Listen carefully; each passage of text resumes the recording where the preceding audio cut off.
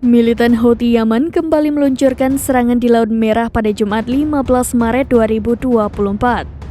Serangan kali ini menargetkan kapal Israel dan kapal perusak milik Amerika Serikat.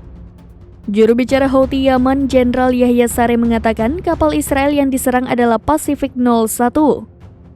Serangan dilakukan menggunakan rudal angkatan laut secara presisi dan akurat.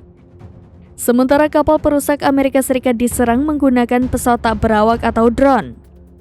Jenderal Yahya Saree menegaskan, operasi terhadap kapal-kapal milik Zionis dan sekutunya akan terus berlanjut. Bahkan kini cakupannya meluas tak hanya di Laut Merah, melainkan hingga Samudra Hindia.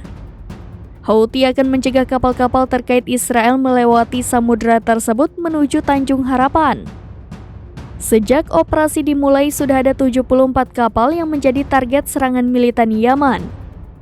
Sementara terkait klaim serangan terbaru, baik Israel maupun Amerika Serikat belum memberikan tanggapan.